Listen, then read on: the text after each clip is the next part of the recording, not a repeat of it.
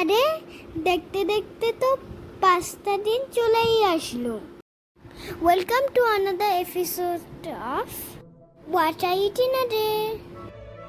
তো সকালবেলা খেয়ে নিলাম দুধ কর্নফ্লেক্স, তারপরে খেয়ে আমি ডান্স প্র্যাকটিস করছিলাম। তারপরে আমার মা একটুখানি টক দই দিল, তারপরে স্নান করে লাঞ্চ করতে বসলাম।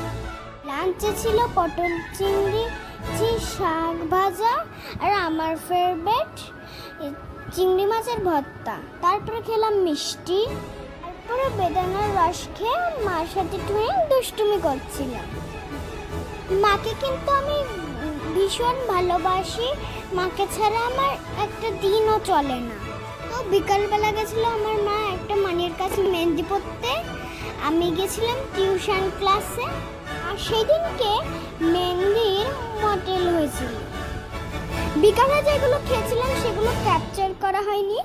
রাতে খেলাম ডিম সিদ্ধ